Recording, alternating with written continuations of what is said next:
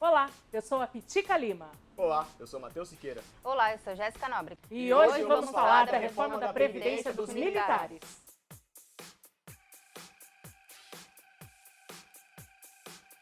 No dia 20 de março, foi apresentada a tão aguardada proposta de alteração na aposentadoria dos militares, sob uma roupagem diferente, reestruturação do sistema de proteção social das Forças Armadas. Ela altera estatutos militares, pensões militares, lei do serviço militar, promoção de oficiais da ativa das Forças Armadas, requisitos para ingresso no curso de formação dos militares de carreira do Exército. Não é somente sobre a Previdência, por isso precisamos pontuar uns pontos bem importantes. Primeiro, quando falamos de militares, este incluso o Exército, a Aeronáutica, Marinha, Policial Militar e Bombeiro.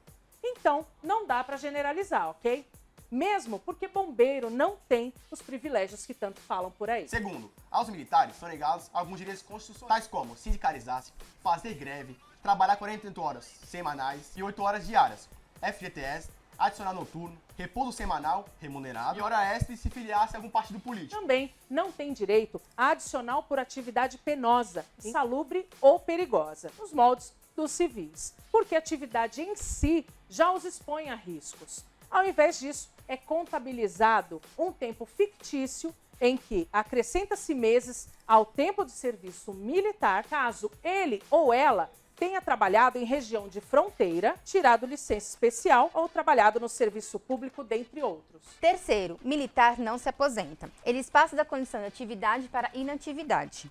O termo correto é entrar para a reserva remunerada. Eles vão para a reserva, mas continuam à disposição das Forças Armadas e podem ser reconvocados. De modo geral, todo brasileiro que foi dispensado do serviço militar já está na reserva, mas só os militares da reserva, após certa idade, passam a ser reformados e dispensados definitivamente. Outra coisa, depois de entrar para a inatividade, não pode trabalhar na iniciativa privada e é obrigatório se reformar. Aqui na descrição do vídeo tem uma explicação diferenciando entre reforma e reserva. Agora, algumas vantagens. Não se submetem ao teto do INSS.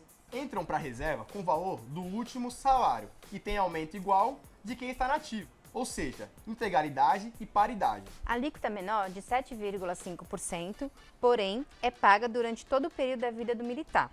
A pensionista não sofre esse desconto, mas a proposta promete mudar. Continuando, como não há regime previdenciário, falam em sistema de proteção social dos militares das Forças Armadas, definido como conjunto integrado de direitos, serviços e ações permanentes e interativas, de remuneração, pensão, saúde e assistência, que visa assegurar o amparo e a dignidade aos militares das Forças Armadas e aos seus dependentes, haja vista as peculiaridades da profissão militar. Assim, vamos às principais mudanças. 1. Tempo de serviço para requerer a transferência para reserva remunerada, inatividade. Hoje, somente após 30 anos de serviço. A proposta vai aumentar para 35 anos e ainda vai criar alguns requisitos mínimos de tempo de atividade. Além disso, vai mexer na idade limite para ser transferido para a reserva de maneira ex officio. Hoje varia entre 44 e 60 anos, dependendo do posto de graduação. A proposta inicia com 50 até o limite de 70 anos. Por exemplo, marinheiro, soldado e soldado de primeira classe, hoje 44 anos. Proposta aumenta para 50 anos. Na outra ponta, almirante de esquadra, general do Exército e tenente brigadeiro, hoje 68 anos, proposta 70 anos. 2. Regras de pagamento de pensão. Hoje, a alíquota é de 7,5% paga pelo militar durante toda a sua vida. Esse valor é destinado apenas ao custeio das pensões por morte dos familiares. Portanto, os militares não contribuem diretamente para o regime da Previdência, já que o valor pago é destinado às pensões e não ao benefício que recebem quando estão inativos. E também não existe a contrapartida da União. O valor da pensão é igual ao que o militar recebia em vida. E ao contrário do que acontece com os civis, mesmo quando já estão inativos, os militares continuam contribuindo. Para ter direito à assistência médica hospitalar, também contribui com mais 3,5%. A proposta prevê que a pensionista vai começar a contribuir e a alíquota vai sofrer progressão, de 1% anual até atingir 10,5%. Então quer dizer que o militar da reserva contribui e a pensionista não? Não podemos esquecer do 3,5% para ter direito à assistência médica hospitalar, que muitos chamam de fundo de saúde. E ainda, se o militar optou por algum acréscimo em vida, o cônjuge também terá que continuar contribuindo com mais 1,5%. Dessa forma, a alíquota pode chegar a 15,5%. 3. Alteração dos benefícios de pensão. A proposta prevê pequena alteração nos beneficiários, adequando a redação aos tempos modernos. Hoje, existem 3 ordens de prioridade. Primeira ordem: cônjuge, companheiro, pessoa desquitada separada, divorciada, filhos ou enteados, menor sob guarda ou tutela. Segunda ordem de prioridade: a mãe e o pai comprovam a dependência econômica do militar.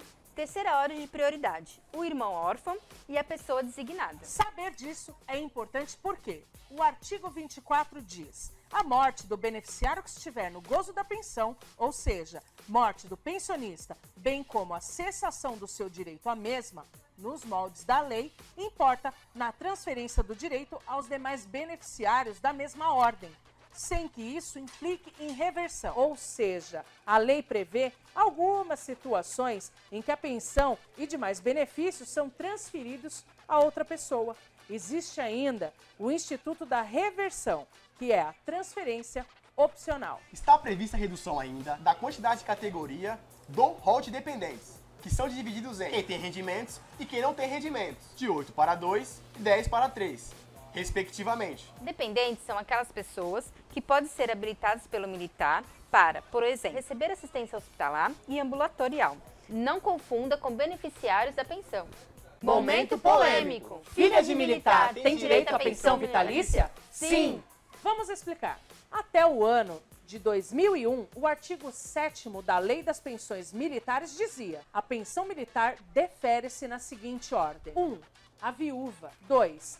Filhos de qualquer condição, exclusive os maiores de sexo masculino, que não sejam interditos ou inválidos. Isso mesmo, eu disse exclusive. É essa expressão que causa polêmica. Se ver o restante do artigo, bem como toda a legislação militar, é possível verificar que existia e existe ainda uma atenção especial no trato das mulheres. Mas veio a MP 2215 de 2001, que modificou o rol de beneficiários, acabando com essa possibilidade. Entretanto, a redação atípica do artigo 31 da referida norma assegurou esses e outros benefícios até dia 29 de dezembro de 2000.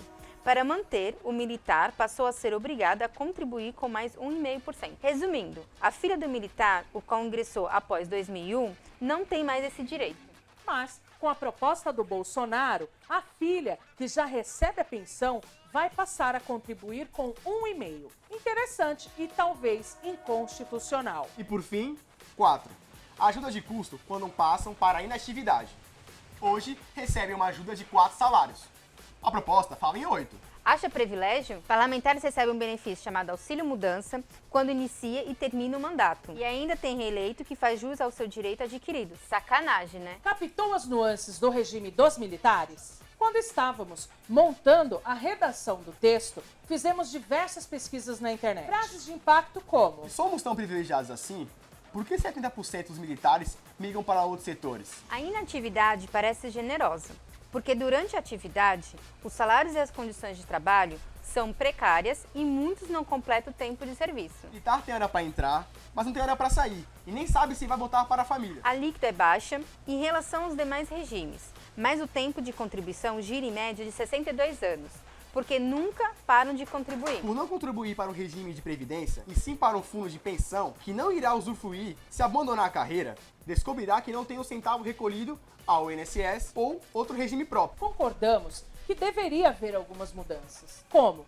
o militar contribuir para a sua previdência e não só para o fundo de pensão. Gostou do vídeo? Comenta aí. Se faltou alguma coisa, dê um feedback. Até o próximo tema.